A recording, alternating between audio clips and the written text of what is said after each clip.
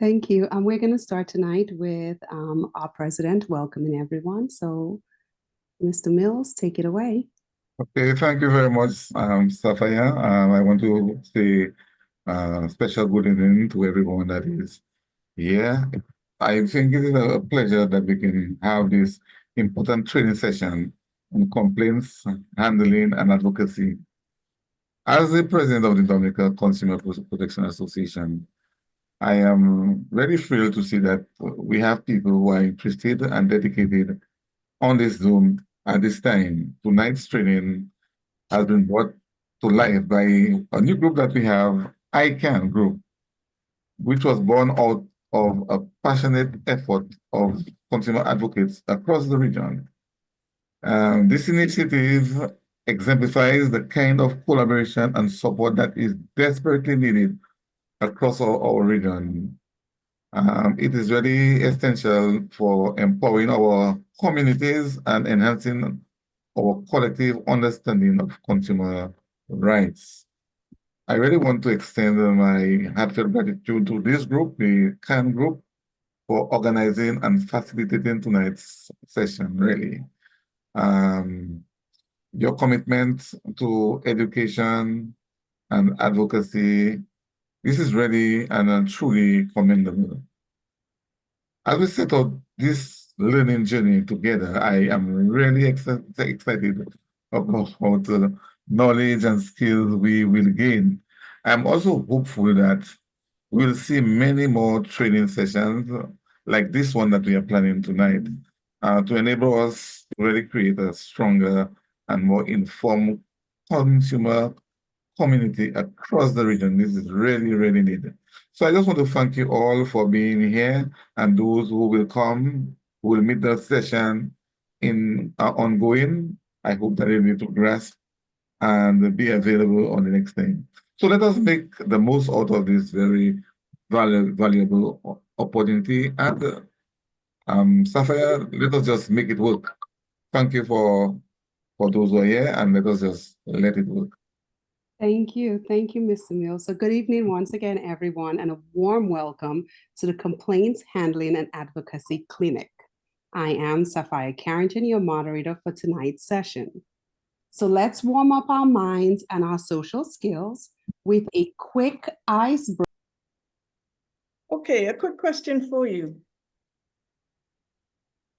And think deep about this. What was the worst excuse you've heard from a company about your complaint?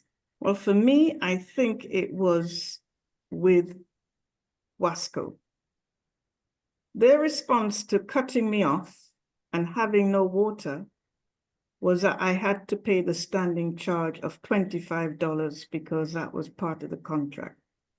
I think that in itself says a lot about the company. No water, no supply, but standing charge. So does anybody else want to share something about a terrible response from a company that you've experienced? Anyone? Good night. Good night, Errol. And where are you calling in from? Grenada. Yes, Grenada. Wonderful. All right. Well, I want to say, similar to what you had, our company, our water company in Grenada is called Nawasa. and everybody could attest that this dry season that just finished was one of the worst throughout the Caribbean. Dry season in the entire, well, throughout the Caribbean was one on the record book. And I was saying that I was out of water. We are, a few of us, a lot of household was unable to receive water for over a month and some. And to my greatest surprise, my water bill was at the highest point ever throughout the calendar year. So I brought it to Nawasa, which is the water company, and they told me they can't do nothing about it. So I was like, really? I said, you need to check something because my consumption pattern has decreased drastically, but yet my bill is showing a different outcome. So unfortunately, I challenged it, and instead of the company addressing the problem in a more professional way, I was disconnected for not paying that bill that I queried. So that's one of my worst experience with a company for this year. Okay, thank you, Errol. I think we've run out of time, so perhaps, Sophia, we can move on to the main agenda. Over to you. All right, thank you for sharing. So now I am pleased to hand over to Anne-Marie Christopher, who will walk us through the key aspects of complaints handling under the CPA framework. Anne-Marie, you have 7 minutes. There is a saying that 20% of people don't really care if you have a problem, and 80% are just glad that it's not them. That is complaints. We're here as advocates to deal with complaints, and we have to care. Tonight, we're going to take you through a very, very quick tour of complaints handling. If you can leave any questions till the end, and then we can pick it up. But anything that's burning, put it in the chat, and I'm hoping Madam MC can alert me. So the next slide, we're going to have to run through this very quickly. So as I said, never tell anybody your problems. However, as consumer advocates, the next slide, they say that 79% of consumers who share a complaint actually don't get a response. 79%. That was taken from a Right Now Tech index about 2 years ago. So I would like to file a complaint. And the next slide. This slide tells us what our duties are as consumer professionals, consumer advocates, and people who work within the industry. This is taken from the Consumer Protection Act, and we're using Dominica as a guide tonight. But whatever is in Dominica is replicated across the OECS under the Treaty of Chaguaramas. So I'm using Dominica because they are our host tonight. So for the next step, before please, too quick. Let's go through that, Clive. Yes, so promoting and protecting consumer rights, representing the collective interest of consumers and promoting the interest by the government. So some of the key areas, and it's replicated in your Consumer Protection Act. Next slide. So what is a complaint then? Anybody want to put in the chat what you think a complaint is? There's a very specific definition of complaints. Anybody want to volunteer? Okay, well, I've got 7 minutes. I'm not going to keep you any longer. If you can roll it down, a complaint is any allegation of dissatisfaction. It can be in writing, an unfair trade practice, a defect in a goods, you hired something, the agreement is not as you expected, a service which is hazardous to life and safety. So that was taken from the Dominica Consumer Protection Act, but within yours, you also have a definition of complaint, which is very similar. So the next slide shows us that the objectives tonight, how do we complain, and how does a complaint fit into the whole framework that we're all part of? What are the benefits of complaints processing, the scope of complaints, and also we're going to look at what customers say and how do we change that into policy. So this is a very swift ride, and the next slide,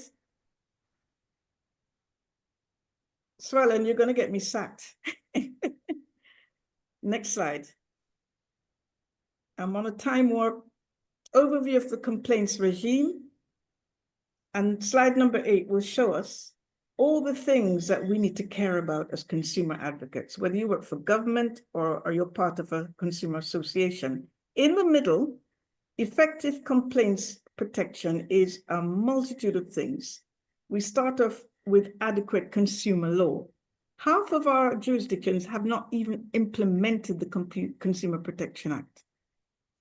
Is that your jurisdiction? Effective law implementation and also enforcement. There's no point having an act that you are not enforcing. And I think many of us in the OECS region are guilty of that crime. No enforcement. We also have to make consumers aware of their rights and when they can complain and what they need to know. The next one, access to redress mechanisms. So no point having an act and there's nowhere to complain. Effective consumer organizations. You are not doing your job unless you are effective. And effectiveness, because the Act actually mentions consumer associations under Section 8 in St. Lucia, and I think Section 11 in Dominica. So these are the things that we all have to embrace as consumer advocates, why we should care. And the next slide. What is a consumer? You can put it in the chat if you have a good idea. How many people read their act to know what a consumer is?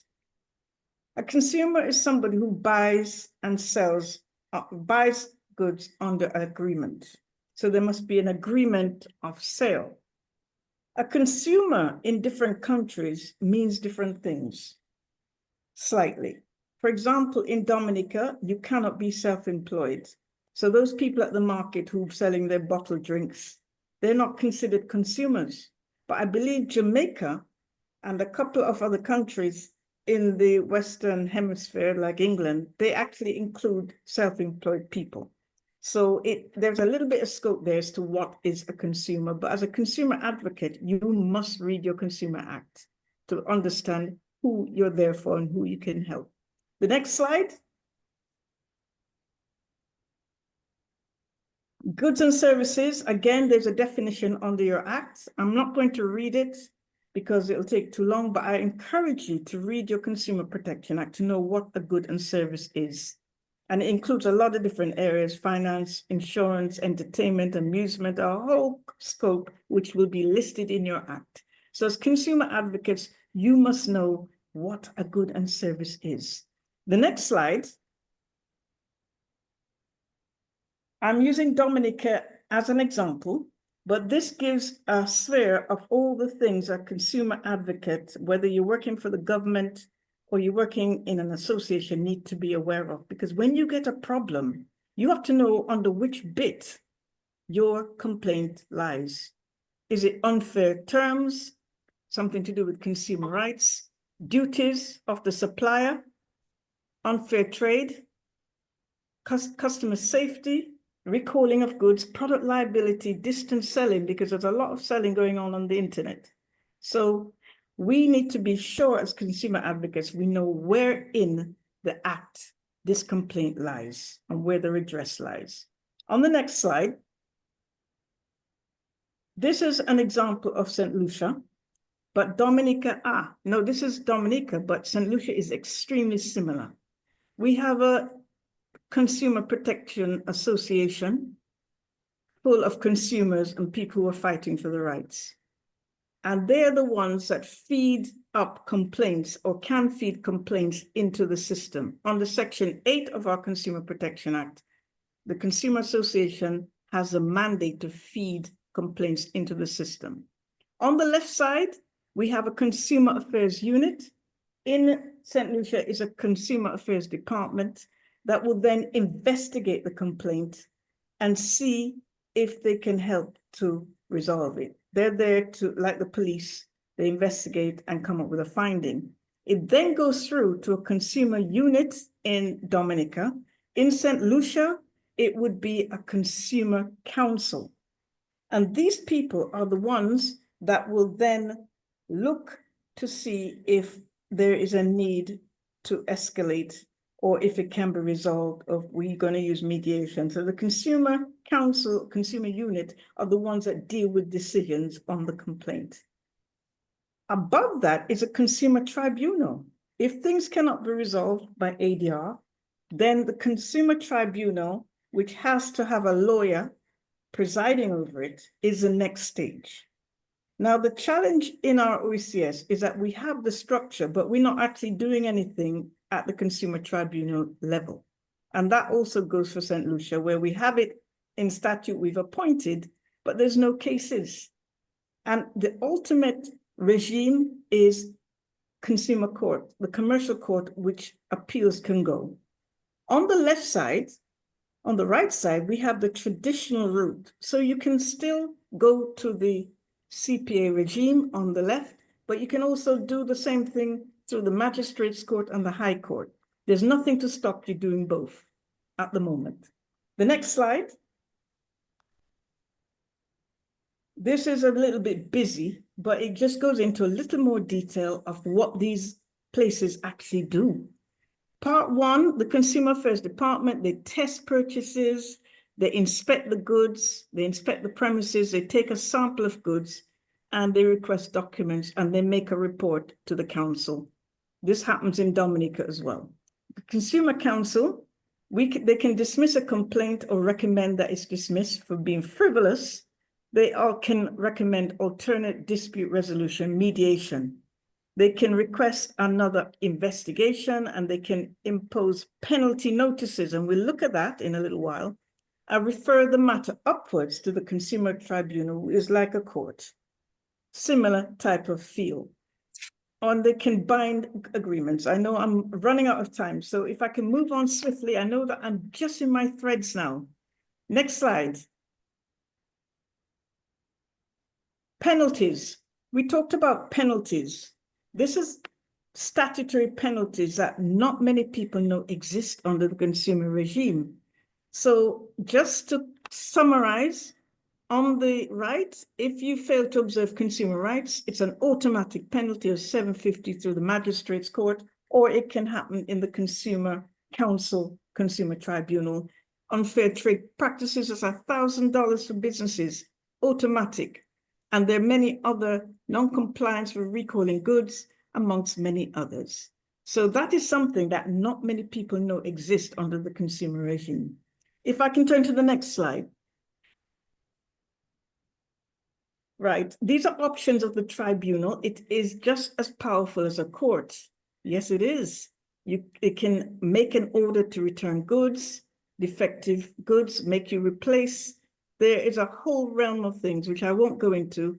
And the bonus point, fix the penalty clauses and the penalty notices. And the next slide. The next slide, Callum. Swellen.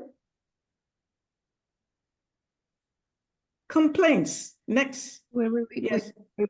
Let's before you go into here, I just want to do a little break for people. So we're going to move to discuss the benefits, the scope and the benefits of the complaint process. Okay. And no, one of those benefits isn't getting to practice eye-rolling skills when dealing with difficult customers.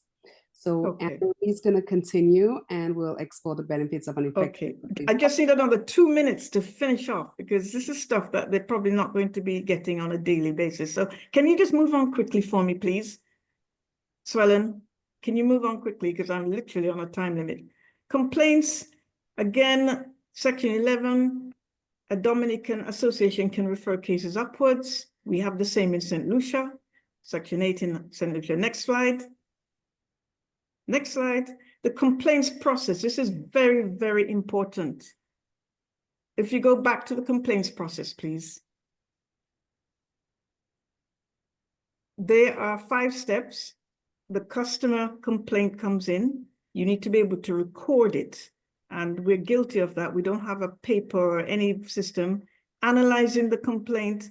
The 4th step is resolving. The complaint is either escalated or you close it. So you need to have a process that follows that pattern. And the next slide. The role of the NCA. The National Consumer Associations have a major role to play and they must integrate with the ministries. Brochures and journals, spreading consumer awareness, collecting data because they are feeding into the consumer regime, educating themselves and also the public, and working with the Bureau of Standards, which is also another regiment. So you are all very important in the regime. Next slide, and I think that's my final. How to investigate?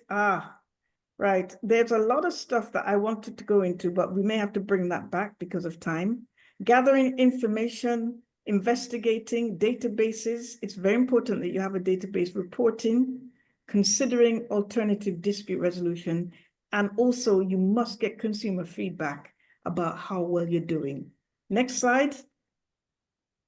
Data. This one is very important for all of you in terms of data collection. Do you have the sale receipts, the warranty documents, the contracts? Have you asked for these things, the work orders? And do you have an MOU, a memorandum of understanding with other government departments, sharing and processing data? Because very often you're dealing with the same types of complaints. You're also dealing with other institutions like the FIA. The FIA looks at intelligence, money laundering, the CID of the police. So you need to have an MOU in force with all the other agencies about how you share data. Collections, yes, you need to do it quickly, and we spend too long acknowledging complaints. I'm going to leave it there because I could talk for England. There is so much in data collection, but I can see Madam MS is actually looking at me, so I'm going to have to move on. And the last slide. The last slide.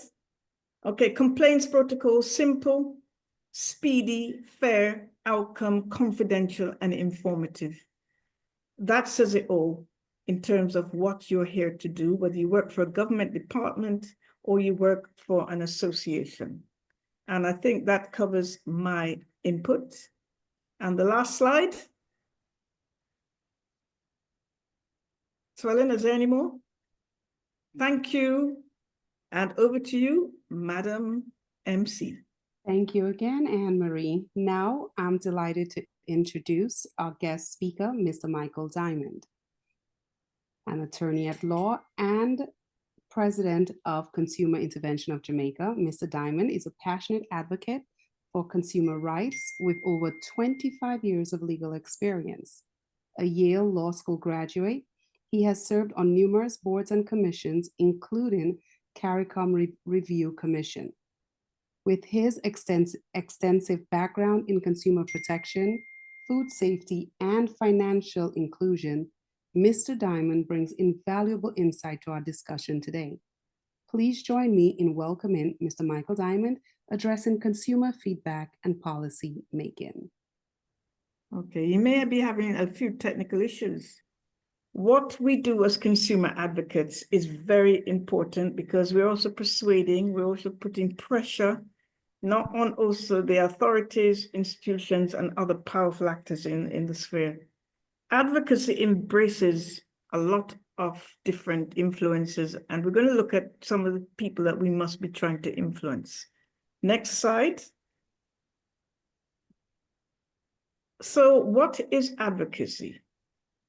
You are here to protect certain basic human rights as a consumer advocate.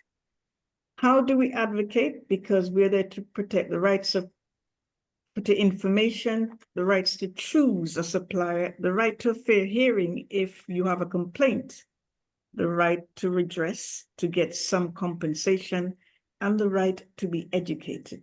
So as consumer advocates, you're all here for that very reason, whether you're in the government department or you are on the street fighting as an association. Next slide.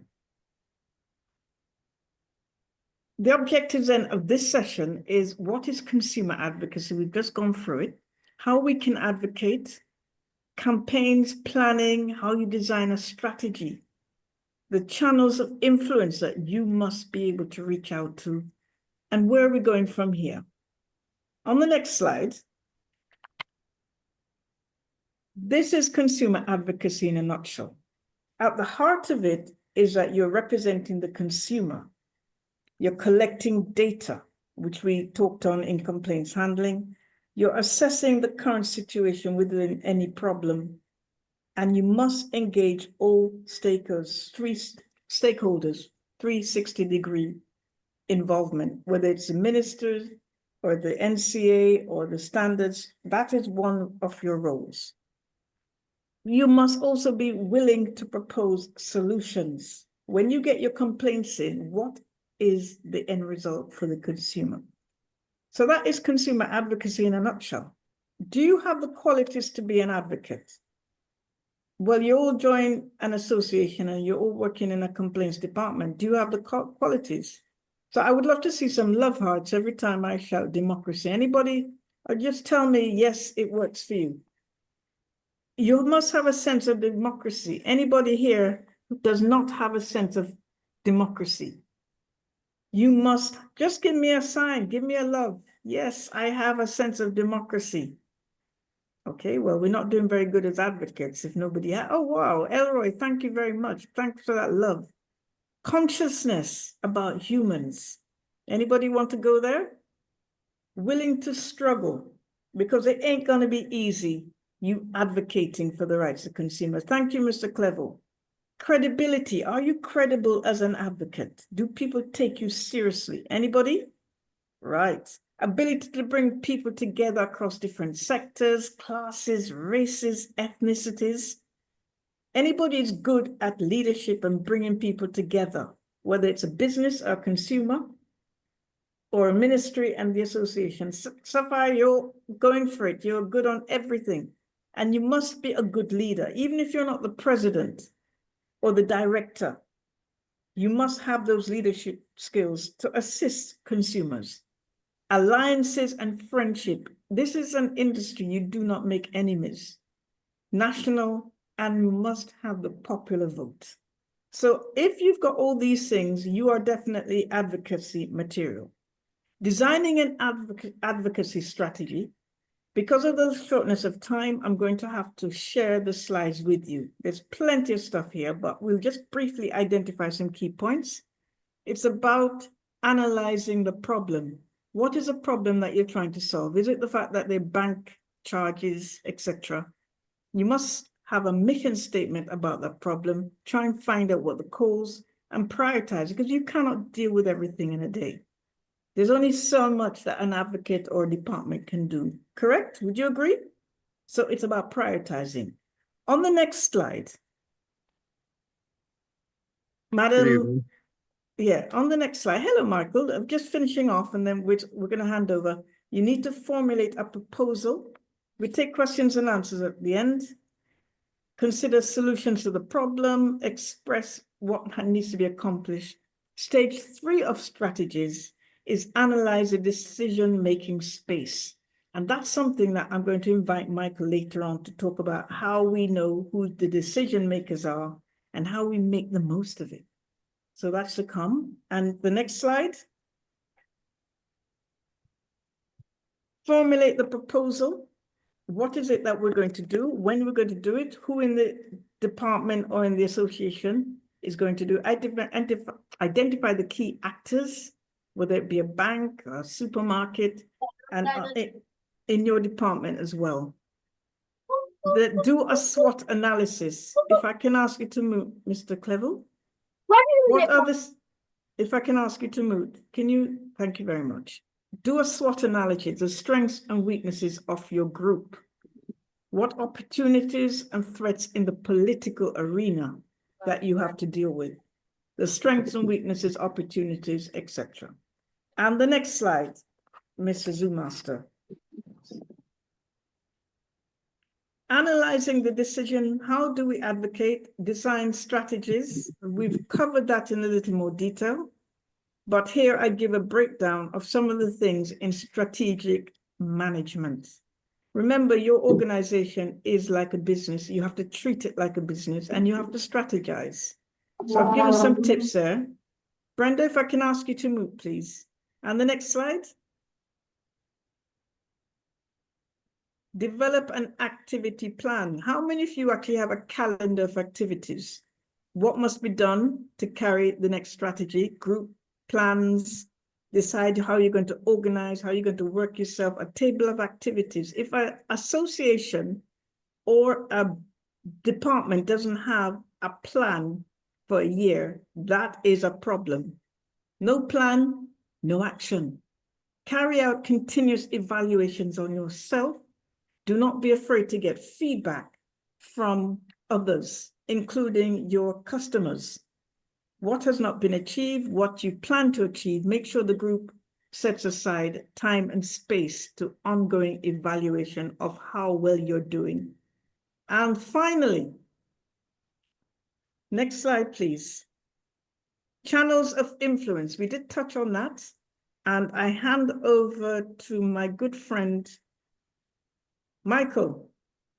I wondered if you could assist us with this, and maybe you could bring in the first topic, which I believe was consumer feedback and policy making. all right. So you're going to wrap it up all for us. Over to you, Michael. Good evening, everyone. Can you hear me? Loud and clear. Okay, a couple of disclaimers. Firstly, I am multitasking. Good evening. You hearing me, guys? Yeah, Yes, can we see you? Okay, so, yeah, that's a part of the disclaimers that I'm actually drawing. Let's see how this works. Right, so Give me an idea. talking with us today about consumer feedback and policy making, and also the decision-making space and channels of influence. I believe you had that, Emery, you had that slide up as well. Maybe that could help guide his thoughts. So that's what you should be talking about today. Are you ready? Okay, absolutely. One of the things that I was hearing, because I was listening as I was driving, is that I'm not sure if I had heard the distinction between the government consumer protection body and the non-government consumer protection organizations. Because of course, you know, there's a distinct difference between the two, which in fact would relate to how policies would be implemented or consumer feedback would aid in policies, and what role the NGOs would play in helping to, well, giving their input to shape policies as well. So the government agencies and ministries will definitely be the decision makers. But as far as the NGOs, these are the foot soldiers that are actually pushing the agenda and advocating for consumers. And of course, making sure that consumer rights are protected, because you become the voice of the consumer, because government can never be voice of consumers. So that's why consumer organizations are so important. So even in spaces that you have government instituted consumer protection bodies, that's not enough, because they're not protecting consumers' interests to the fullest of the definition or the letter of the law without a body of advocacy that comes from the NGOs. Many countries, especially us in the Caribbean, have consumer protection on paper, but not in practice. And a lot of the things on paper are just based upon our treaties that we are members to establish these things on paper, but nevertheless in practice, it is far and few where consumers are actually feeling the level of protection that they deserve. And of course, it deals a lot with consumer education, consumer literacy regarding their rights. Also is one of the crux that keeps consumers from being more active in, you know, demanding based upon the rights that they have. So when it comes down to who would be the influencers or the decision makers, again, there is that separation between government and non-government, and the non-government basically do have a great sphere of influence, yes, but nevertheless, because they're underfunded at times, and which was mentioned earlier, if there isn't a mission or vision statement or a calendar of activities that is aligned with the mission and vision, then you're not going to be, an organization is not going to be as effective as it should be, where it actually represents the voice of consumers that the policymakers and the decision makers have to listen to, or would even call upon for feedback. So that is very important. That's a very important part of any organization. And for a while, I didn't get an opportunity to share one of those worst or unfortunate customer experience or consumer experience, the thing is that a lot of times, even the service providers, they're unaware of the rights that a consumer has, and they operate under their own set of rules, unfortunately.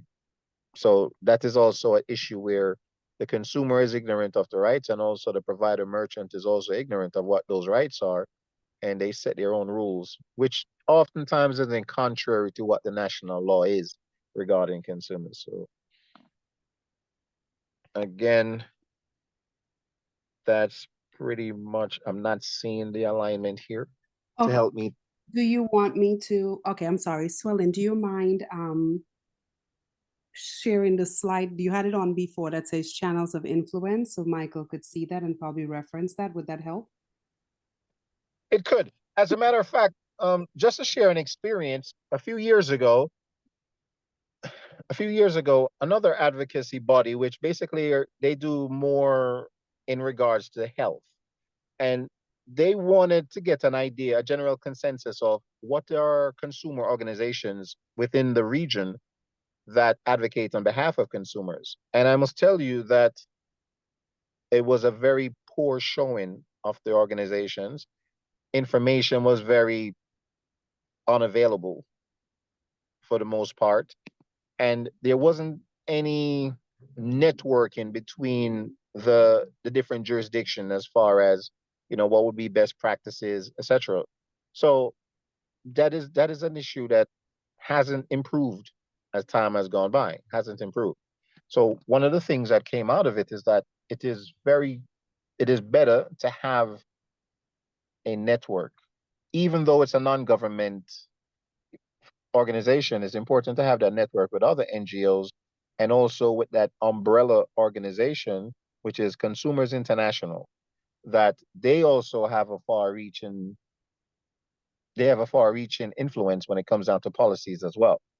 Because what is in okay, they have a far reach when it comes down to influence and policy, and they also help to guide NGOs with their monthly or their annual, you know, consumer rights themes and topics that deals with certain things that are relevant, that each individual organization within their countries can participate, that will assist the policymakers in those regards. So it's important for the networking regionally and internationally in order to affect things locally. Okay, we've added it to the screen. Thank you, Swellen. Can you see that, Michael? Absolutely. Wow. Okay.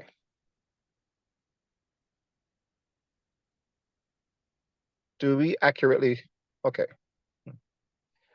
The challenge, the challenge here, and I would imagine elsewhere, is that when you're in a free market society, oftentimes profits trump the rights of consumers. And the government have to do a balancing act regarding how do you create a space where individuals can earn and also protect the rights of consumers. When we don't have strong consumer advocacy, then it leans more towards the commercialization of things rather than the protection of consumers. So again, it's important for individuals to know that is key to establishing non-government organizations that can be the voice and not simply supporting the government-sponsored consumer protection bodies that are supposed to be the individuals that are enforcing the mandate under the Consumer Protection Act, yet they are not the advocates. And without the advocates, then the government is unaware of what is happening in the space. The consumer voice is lost without advocacy. So it's important for us to know that when it comes down to who would be the most influencers, I guess, or the influencers that can help to shape policy, is definitely going to come from the NGOs. Seeking allies within the government is also very important, because as an NGO, when you collect the data, when you're doing the raw data and you have that information and you provide that information to such individuals, then they can be more informed in order to help them guide in shaping their policies. Because oftentimes people sit back and just presume that the politicians already have access. Oftentimes they don't. you know, so we have to be the ones that provide that information. All right. I'm seeing some of these questions here. How were we able to convince on this? Are these my questions? No, these were just food for thought Okay. that we put together. Questions, things that we need to look at, and how as advocates we fared. So did we get concrete support from important allies? Did we successfully neutralize opponents? And we all have plenty of people who don't like us, what we're doing. Were we able to convince undecided people? These are some checklists that as advocates, we can see how much progress we're making. And the facts really is for you as an advocate to write down what, it's like a diary, write it down and then make progress on it as a group. Over to you, Michael. All right. The idea is that oftentimes, you know, there's a crossing of the lines between government and NGO. For while we do work together, we also have to remember that the government's interest doesn't often align with the national interest where consumer protection is concerned. For example, the highest complaints from consumers often falls within the utilities, whether it be electricity, whether it be water, or the providers for telecom. It often falls in that area. And those areas are also where the government gets most of their money from. You know, they get a lot of revenue from those individuals.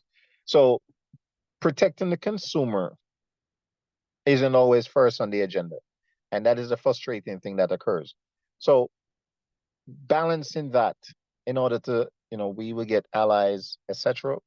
But what it comes down to is individuals who are a part of, again, I'm only speaking on behalf of NGOs because the government has their own agenda according to whichever minister and ministry, you know, they fall under, they're following that particular mandate. But for the NGO who is free of political influence has to deal with it on a national level that affects consumers regardless of their political allegiance. And individuals who would represent NGOs, we have to be very careful in our selection process, especially since those who are involved with NGOs are mostly volunteers. The motivation to work with NGOs can be very frustrating, especially when it's not properly organized.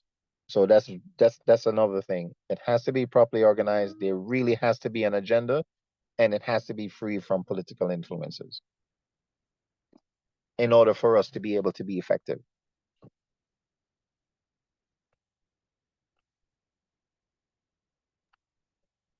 Can I get a little feedback on undecided persons?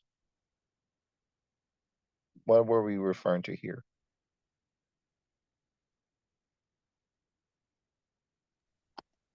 I think When we should, say, like those are almost like, you know, like your four-way, you know, thoughts, right? Like were you, whatever the situation is, were you able to convince an undecided person? All right, let's use some examples. Um, Basically use some examples. The Global Health Initiative, they have done their research and they have discovered that sugar sweetened beverages have contributed to, you know, obesity and the rise in non-communicable diseases, hypertension, and all the others. So the campaign was to basically get front of package warning labels that will allow the consumer to make an informed decision about how healthy a product is. Now, the commercial side of things, those individuals who are the manufacturers and distributors of these products, they were very resistant. They're still resistant, saying that, you know, it would cost them too much for them to retrofit their products and labels to meet that, you know, what we were demanding as far as the front of package warning labels are concerned. And there wasn't any, I would say, there wasn't any neutral. There wasn't any, how would I say, no, there wasn't a point where we could meet to say, you know what, give or take, this is what we can do, they basically outright said no.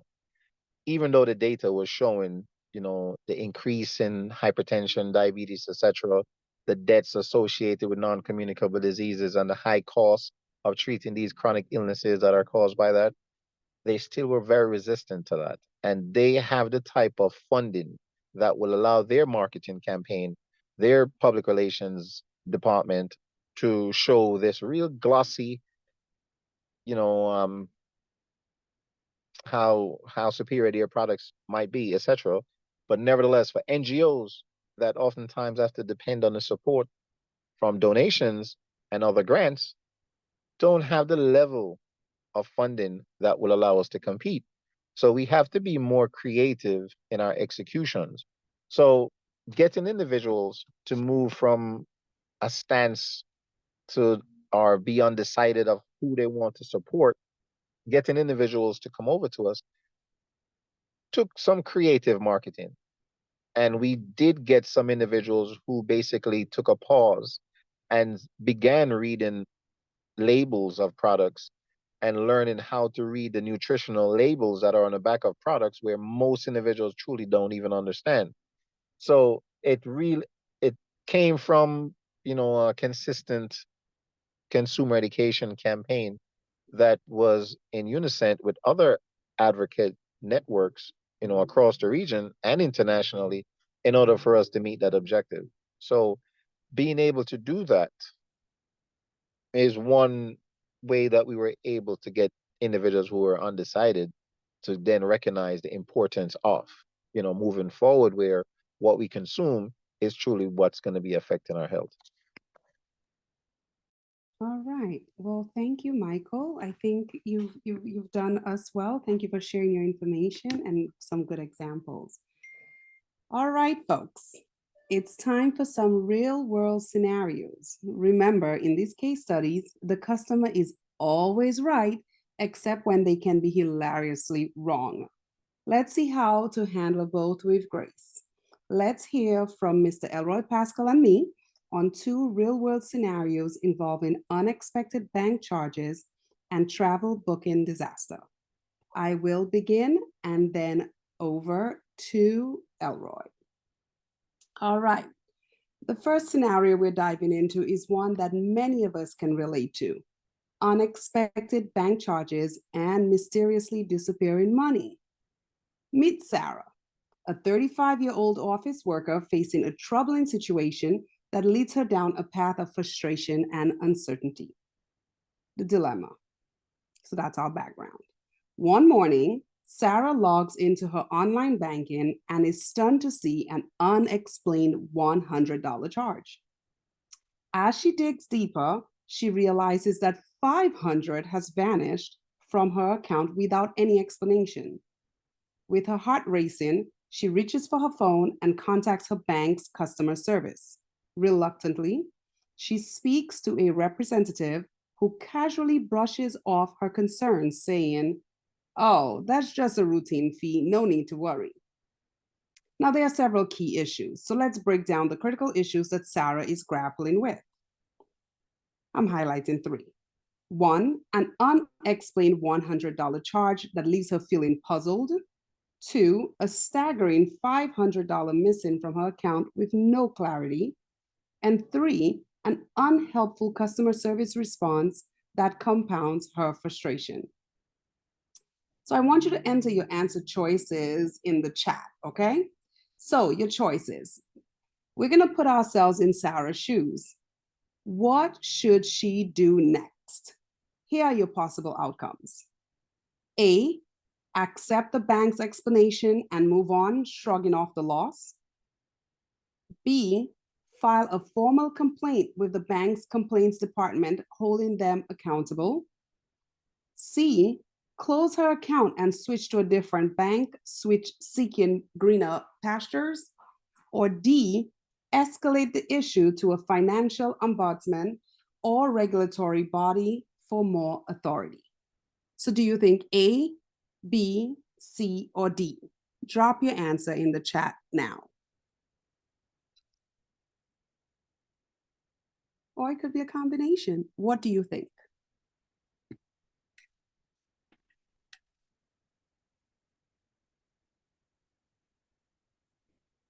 You think bank complaints, B? Okay. Anybody else? Thank you, Cindy.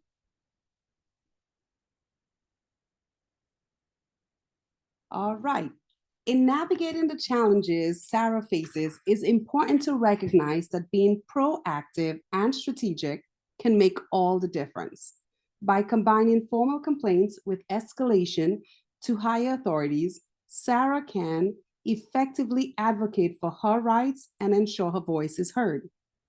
So how can Sarah take charge of this situation? Here's how Sarah can take charge of this situation. Thank you. I see more answers. B, B and D, B. No, you can go back still. Yeah, B, D. Okay. So now that you put the answer, I will say it. While any of these options may seem viable, the most effective strategy involves a combination of B and D. So thank you. So those who said B and D, you're correct. All right, let's move on. So here's how Sarah can take charge of this situation. Document everything. Encourage Sarah to make meticulous notes of all conversations, dates, times, and the names of the representatives. This record will be crucial. Remember, if it's not written, it did not happen. Request a detailed breakdown. Sarah should formally request a written explanation for both the $100 charge and the missing $500. Remember, transparency is key. File a formal complaint. Sarah should submit a well-articulated complaint to the bank complaints department. Detailing her issues in writing not only reinforces her concern, but also initiates a formal investigation. Set a deadline. It's important for Sarah to give the bank a reasonable time frame, let's say 14 days, to respond. This creates urgency and accountability. Review the response. If the bank's reply is inadequate or they miss the deadline, it's time for the next step. Escalate to a higher authority. Sarah can then contact the relevant financial ombudsman or regulatory body to escalate her complaint. This gives her case a much-needed boost of authority. Seek compensation. I hope you remember the laws earlier. Along with recovering her funds, Sarah should request compensation for any inconvenience. After all, her peace of mind is priceless. Consider switching banks. If Sarah's concerns aren't satisfactorily addressed, it may be time to explore options for a bank that truly values its customers and prioritizes transparency. By taking these steps, Sarah not only protects her rights as a consumer, but also holds the bank accountable for its actions. This method or approach ensures that she navigates the proper channels for resolution while also setting a precedent for improved practices and communications within the bank. A critical part, you could switch slides. A critical part of your role is to empower through advocacy. By taking a proactive and strategic approach in addressing banking issues, Sarah not only safeguards her finances, but also sets a standard for better customer service. Every challenge presents an opportunity for consumers to assert their rights and demand accountability. Let's empower individuals to stand up for their rights and ensure that their voices are heard and resonate. We're now going to move on to the second scenario with Elroy Pascal. Thank you so much, Safara.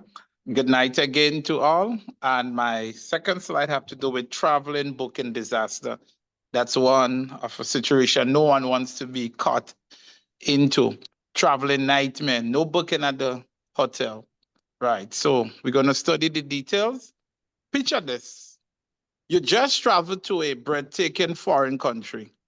The excitement of adventure buzzing in the air.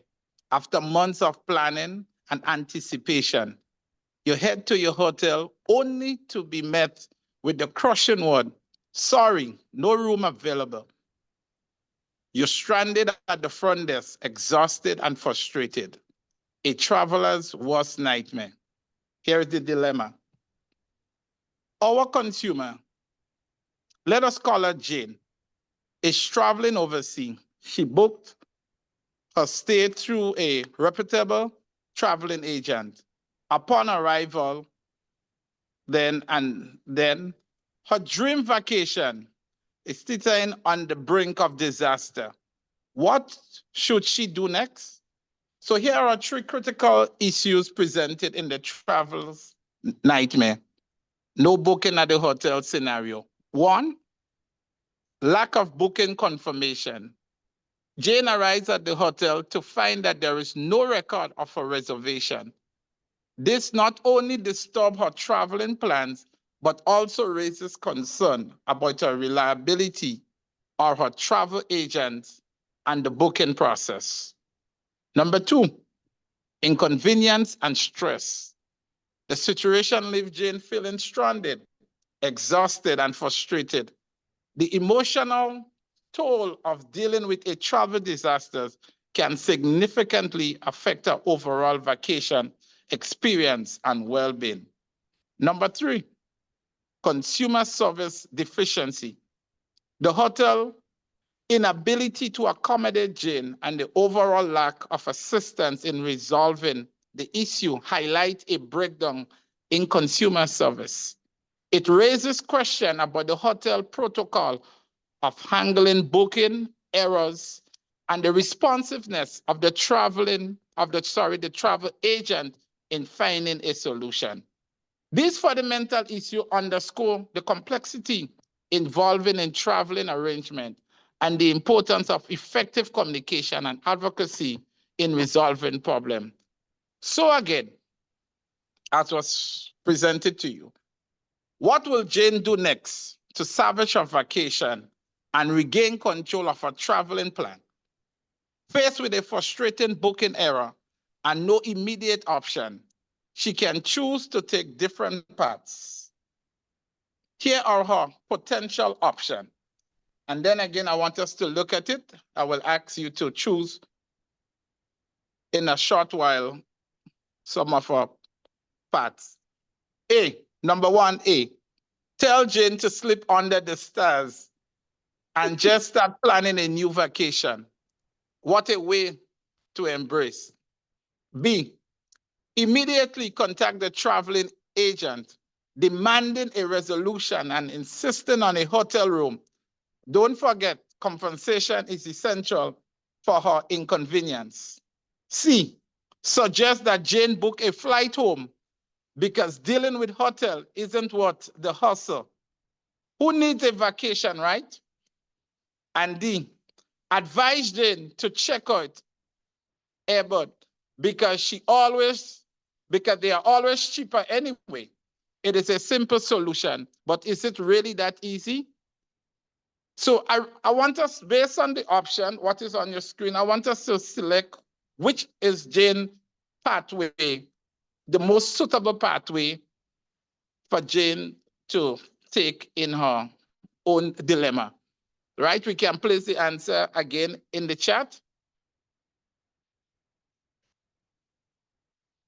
Look at the scenarios carefully and we can place our answers in the chat. Thank you, Cleville. I think most of us online are travelers, so I could see that answers are getting right. I like the Right. question. You have a question? Did she have a copy of a confirmation with her? Thank you, Asha. Yeah. All right. All right, so just to move on because of time. So, of course, the most effective course of action here is option B. Yes, option B is the most effective course of action. When faced with a crisis like this, taking decisive step is crucial. Jane should quickly reach out to a traveling agent, explaining the inconvenience she experienced and insisting on an immediate solution. This may involve securing a different hotel, of course, requesting an upgrade, and even securing compensation for the distress caused by this situation. By adapting this proactive approach, Jane can turn her travel nightmare into manageable solution, ensuring that her trip continues smoothly with the enjoyment she anticipated from the start. Right? So let's just move quickly to a few steps Jane should take to achieve the SMART approach. Step for Jane to address the hotel issue. 1, stay calm, assess the situation, take a deep breath and gather her thought.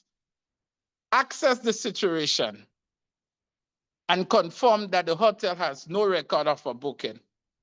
2, gather documentation, collect all relevant documentation, including her booking confirmation, payment receipt, and any correspondence with a traveling agent. Number 3, contact traveling agent immediately. And I'll just go through it faster because of time. Number 4, clearly state the issue. Number 5, demand immediate resolution. Politely but firmly request that the traveling agent find an alternative solution, such as booking another hotel or securing a room elsewhere. Request compensation. Compensation. That's our right as consumer. Inform the traveling agent that due to the inconvenience and stress caused, she can expect compensation, or at least acknowledge the issue. At least acknowledge the issue. Number 7, follow up and document everything. That's an important step. Follow up and document everything along the way. Number 8, explore alternative. Yes, we have to explore alternative. While she waits for a resolution, Jane can investigate nearby hotels or alternative accommodation. Number 9, make a decision, which is critical. Accept the new arrangement if the traveling agent provide a timely and satisfactory resolution. Number 10, review and reflect. Once the situation is resolved, reflect on the experience and note what could be done differently for future travels. Yes, by following this step, Jane can take control of her situation, advocate effectively for herself, and hopefully turn a traveling nightmare into a positive experience. In conclusion, enhancing our role as advocates, the traveling nightmare faced by Jane serves as a powerful reminder of the importance of proactive consumer advocacy. Jane Travel's nightmare teaches us vital lessons in consumer protection and advocacy. Here are some key takeaways we can apply in our role as we go forward. 1, documentation is essential. Keep thorough record of transaction, communication. It helps to navigate dispute and reinforce the validity of consumer claim. The practices empowers consumer and ensure their voice are heard. Number 3, decisive action is key. 3, know your rights. Understanding one right as a consumer is critical. Consumers should be aware of the protection available to them. Yes. Number 4, effective communication. Number 5, empower and educate others. A consumer advocate, we are responsible for educating individuals about the right and the step they can take when faced with issues. By fostering awareness and knowledge, we empower consumers to advocate for themselves. And finally, in conclusion, this scenario enforces our mission to protect consumers actively and advocate for the right. By applying this insight, we can enhance our role as advocates and provide positive outcome for consumers in the journey. When we embrace this principle, we can help ensure that consumers are not left stranded and voiceless, but we are equipped with the tool and knowledge to navigate challenges confidentially. Together, we can strengthen consumer protection and promote positive experience for all. Back to you. Thank you, Mr. Pascal, and all for your participation. Up I think this is a time that we can share opinions, ideas, and what things have we been doing well in your own country? I won't go to what things we've been doing badly because that would be negative. So let's just have some feedback. Anybody want to share anything, how advocacy is done in your country? Can I ask Brenda to tell us where she's from and perhaps how is the advocacy done in your country? Can you share with us? Brenda, are you there? You're muted, Brenda. You may have to unmute yourself. Yeah, just share with us, how is advocacy done? And anything that you think is going well. So at work, I call those my rose buds and thorns. What are the rose? Ah, that's a lovely way to say it. My rose buds and thorns.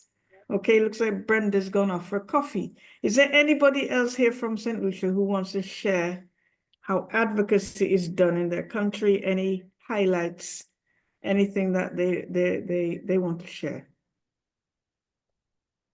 Okay. No St. Lucians in the house. I'm All right. here.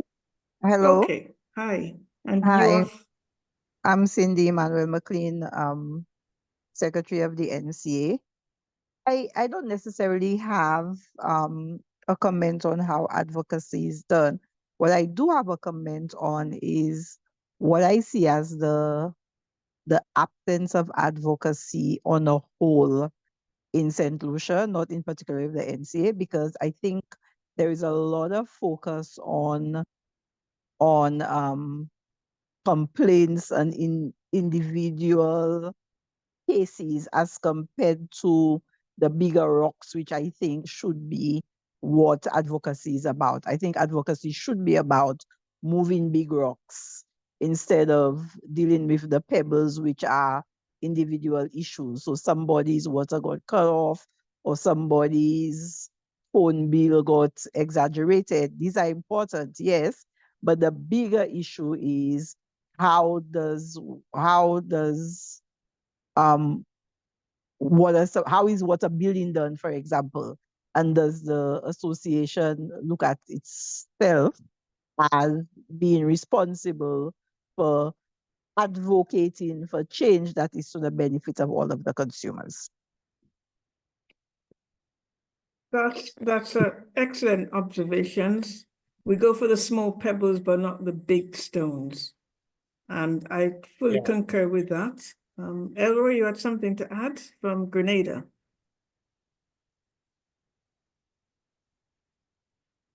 Yeah. I tell you what we do with the small pebbles. We all... Hello. Yes, Anthony from? Scotland, Dominica. Okay, over to you, Anthony. Yeah, because I've had a problem in getting into that chat there. Basically, advocacy is at a low level in Dominica, and I think the reason is that because there's no serious program of consumer education going on. Consumer doesn't know their rights, and if you doesn't know your rights, the advocacy to me to commence would start from knowing your rights. You don't know your rights, you're in darkness. So we need to seriously put consumer education and awareness programs on the ground, just informing people of their rights and as consumers and why it is that they themselves need to educate themselves and learn more about how to advocate for their own self. The other aspect of advocacy is where people not really joining organization. There's a phobia in terms of people joining those sort of organization.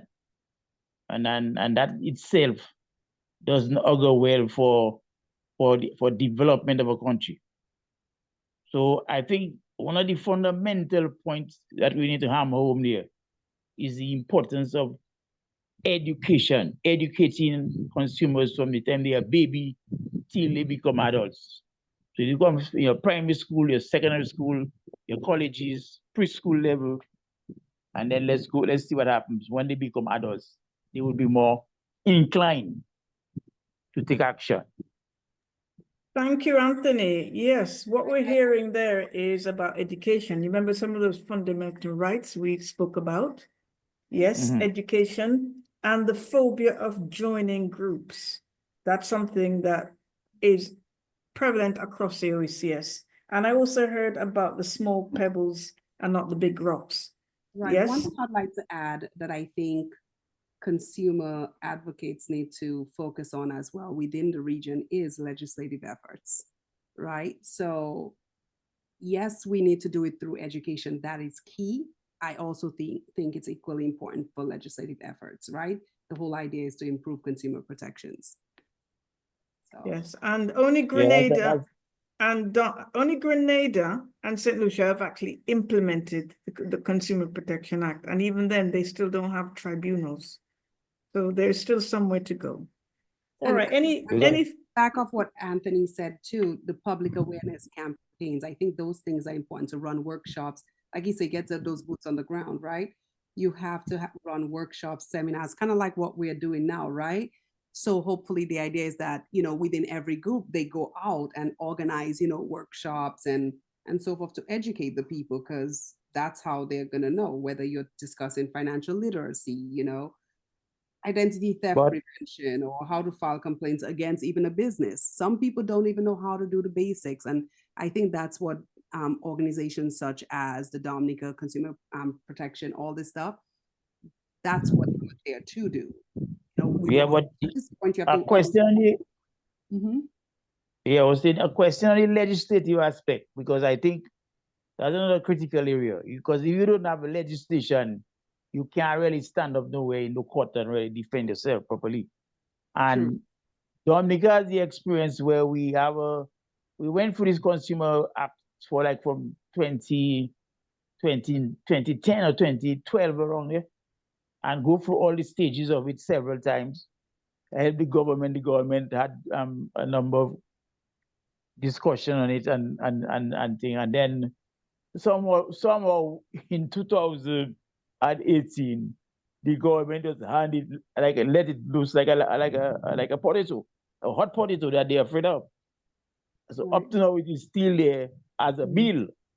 But we went through all these things. Isn't that where that also, let me jump in. Isn't that where also that goes into kind of what Michael was saying, right? Like businesses support certain things. So there's almost like a conflict of interest, if you will, right? You know, and think of it, we all grew up with the saying, don't bite the hands that feed you. The government is the same thing. They're not going to bite the hands that feed them. Businesses sponsor their campaigns. Who's the hand that voting for them? Businesses, yeah, but think about it. Businesses support the campaigns, right? The same people that vote for them work for these businesses. If my business is supporting you, chances are employees are also supporting that person, right? So that's where a lot of those issues, I think, come into play. And it's up to, I think, the associations to really stay strong and push. You know, we almost have to say, let's make a joyful noise. Well, you know what? This one we're going to have to continue at the next session, because it's the way forward. But you know what? I'm glad we sparked a piece of iron tonight. And thank you all the participants, St. Lucia, Grenada, and Dominica in the house. We are going to expand it going forward to the other islands, St. Kitts and St. Vincent and Antigua. So this is a growing weapon of collectivity. And it's now 2029. We did promise you finish on time. So I'm going to hand over to the MC to close us out. Okay, so first, for closing remarks, we're going to hear from a president. How we start is how we're going to end. And then I will give a final word, and then we're done for the night. So, Mr. Mills, the floor is yours. Unmute yourself.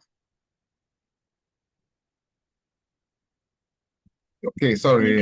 You can stop. Yes, sharing. I have to unmute myself. Okay, I'm on now. Oh, wow, you know, that was a very great session, and I want to thank everybody. The presentation was very thought-provoking, and I want to really give that heartfelt thanks to the speakers. And Murray, Michael. The presentation was very well put together. The scenarios were well put together. So it's really something that the effort was great. But I wanted to summarize, but I just think I would point out at least two things that really I remember taking from the session tonight is the fact that in the Consumer Protection Act in Dominica, St. Lucia, and I presume all the rest, they have a space for the empowerment or the legalization of the consumer associations in the country. So that is great. And when it was pointed out the question, what's the difference between the local group and the government group? Even if we see that the need of the government group is there, but we do not believe that the government can really fully represent the right of the consumers. So we really need a consumer group, a private group that actually is dedicated to the interests of consumers. But I would just like if somebody from the group can either put something in the chat to name one or two other takeaways that we had from the meeting.